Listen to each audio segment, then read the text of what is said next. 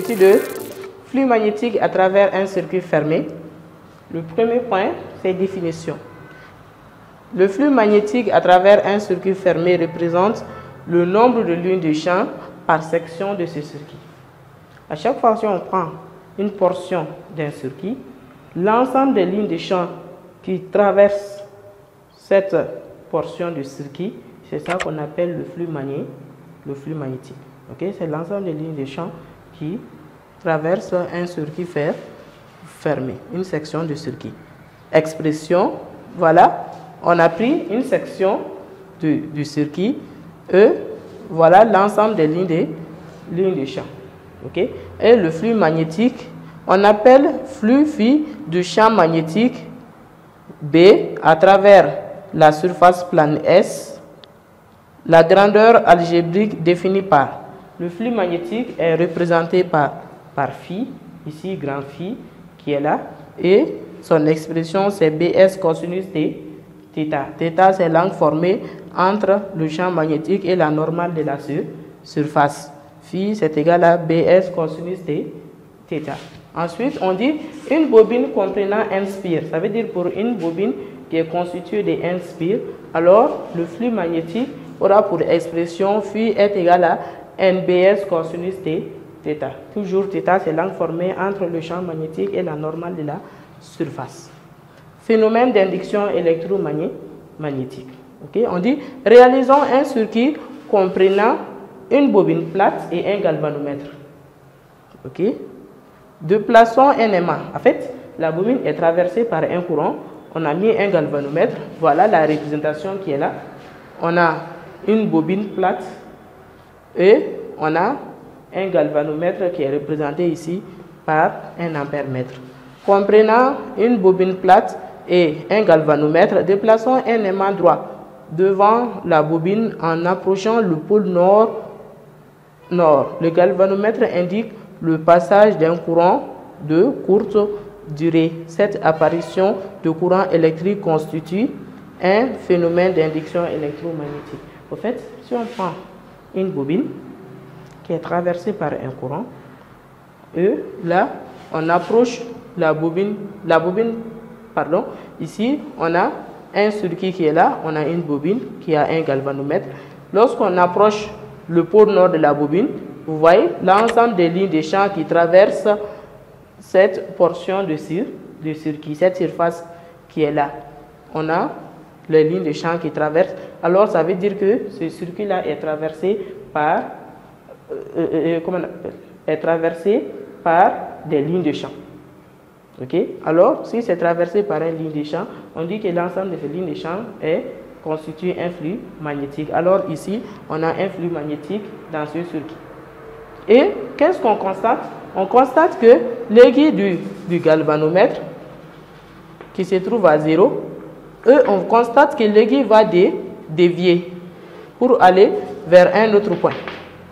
Okay? L'aiguille dévie, alors cela va nous montrer la présence d'un courant.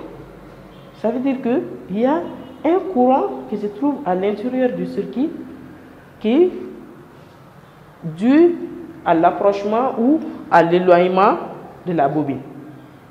Okay? Alors, ça veut dire qu'il y a un courant de courte durée et on appelle ce courant le courant induit du fait de la variation du flux magnétique. Parce que lorsqu'on approche la bobine, ici, il y aura un grand nombre de lignes de champ qui vont traverser la surface.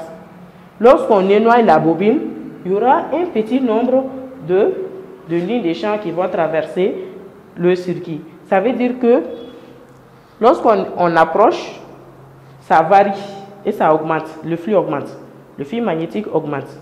Lorsqu'on éloigne, le flux magnétique diminue. Alors, on appelle ça la variation du flux magnétique. À chaque fois qu'on fait un déplacement, lorsqu'on s'approche, le flux magnétique augmente et il y aura la création d'un courant induit qui va aller dans un sens. Et lorsqu'on éloigne la bobine, dans ce cas, il y aura la diminution du flux magnétique. Il y aura aussi un courant induit, mais ce courant induit là sera dans un autre sens. Ça veut dire le sens contraire du premier sens du courant induit. Lorsqu'on approche, on a un courant et dans un sens. Lorsqu'on l'éloigne, dans ce cas, on a un courant mais dans le sens contraire. Ça veut dire que quand on approche la bobine ou qu'on éloigne la bobine, on aura toujours création d'un courant induit. Raison pour laquelle on parle tout simplement des variations du flux magnétique. Parce que lorsqu'on approche la bobine, le flux augmente. Lorsqu'on s'éloigne, le flux diminue. Que le flux augmente ou que le flux diminue, il y a toujours création d'un courant induit.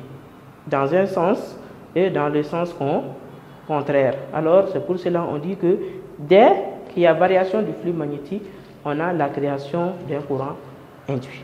Voilà. Alors, on a ceci qui est là.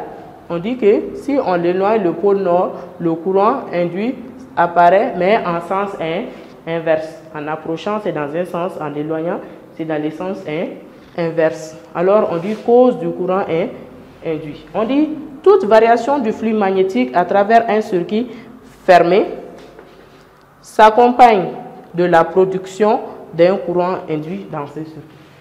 Alors, on ne parle pas de s'approcher, de s'éloigner. On dit tout simplement la variation. Que le flux augmente ou que le flux diminue, il y aura toujours création d'un courant induit. Alors, on dit loi de Lenz. Loi de Lenz dit que le courant induit a un sens tel que ses effets s'opposent à la cause qui lui a donné naissance. Ça veut dire que le courant induit s'attaque toujours à la cause jusqu'à la disparition de la cause qui lui a donné naissance. Il s'oppose toujours à la cause qui lui a donné naissance. Je récapitule. Ici, on a un phénomène d'induction électromagnétique dû à la présence d'un courant qui a été créé au sein d'un circuit grâce au champ magnétique créé par la bobine.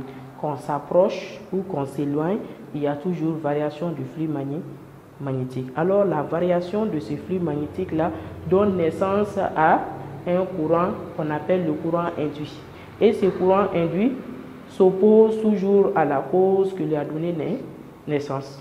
Peu importe la variation du flux, que ce soit en augmentant ou en diminuant, on a toujours la présence d'un courant induit.